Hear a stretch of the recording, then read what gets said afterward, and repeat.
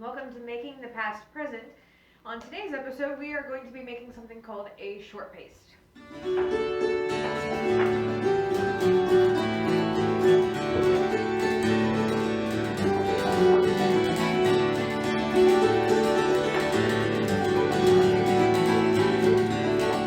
today we are going to make something called a short paste. It is basically a pie crust. Now the recipe I am using, I did not get from an 18th century cookbook. Actually, it is very close to a modern pie crust. So I know how it's supposed to behave. I know what it's supposed to look like. It's easy to put together.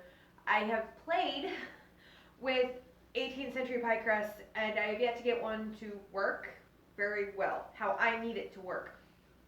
I'm still playing with it, but for now, for someone who's starting out or is not pie inclined, this is a very easy recipe, and the pie crust is very forgiving as well. So it's called a short paste. What you need is 2 cups of flour in a bowl. You will put in a nice pinch of salt, whatever you think looks like a good salt pinch. We'll say that much. Maybe 1/4 teaspoon. I wouldn't go over that. Then you need 6 ounces of butter, which equals about 1.5 sticks. You want to chop it up and then try to chop it up into cubes because it'll make getting it mixed into your flour easier. And go ahead and dump all of that in. Get rid of my trash. And then I like to coat the pieces with some flour before I do any type of mixing. Do it like this because it keeps them from sticking together a little bit easier. Do that for a minute.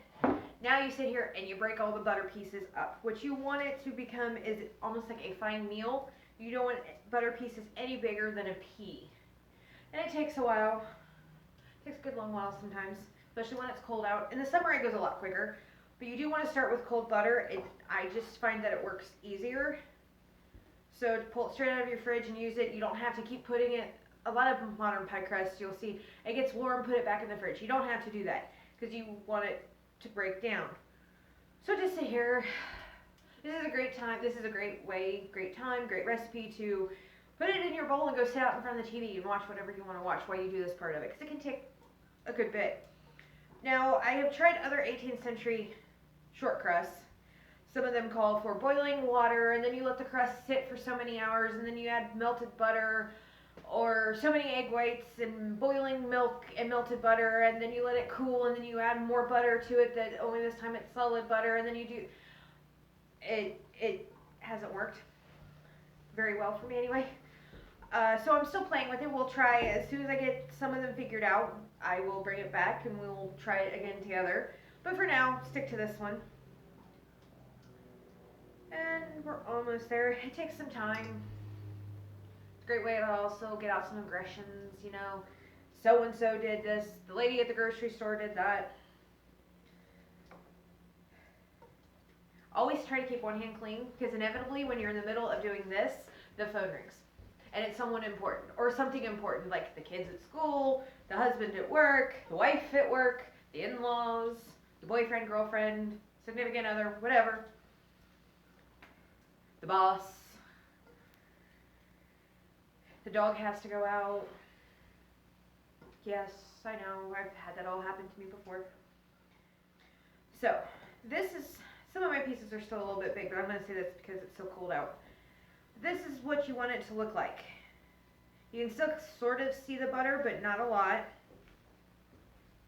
Gotta keep mixing it. Now, I know you're kind of surprised. A lot of recipes will call for sugar.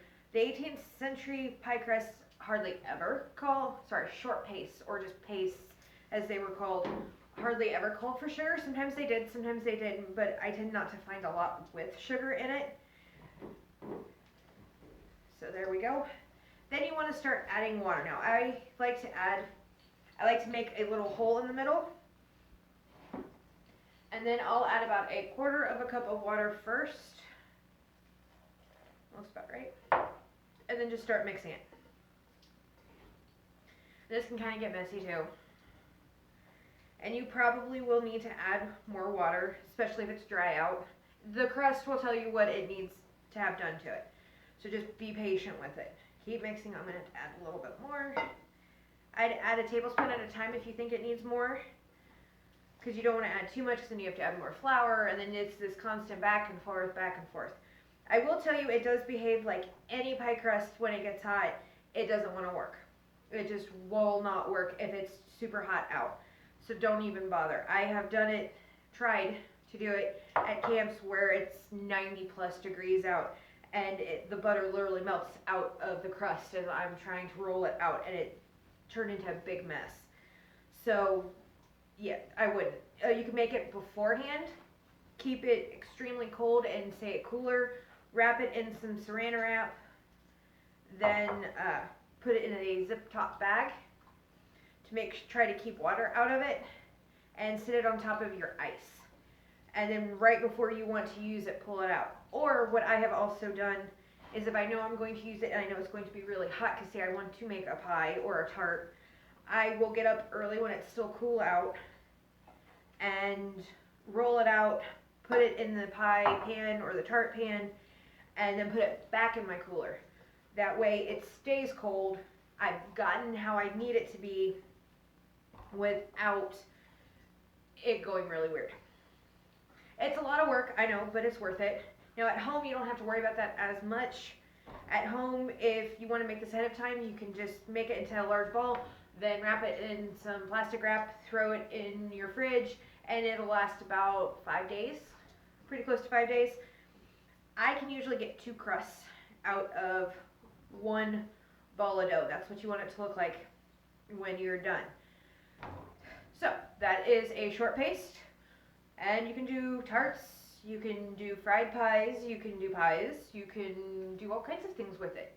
I've done chicken pot pie with it. It's great. You can roll it out in a sheet, cut it into whatever shapes you want, bake it off at about 350 to 400, put a little bit of egg wash on top of it, some salt and pepper, and you've got nice little toppers for your pot pie. And my fire just popped. Sorry. So there you go. There is a short paste. So here is your short paste. Thank you for coming for today's very short lesson, but still a lesson on making the past present. I hope you enjoyed, and until we meet again, safe travels.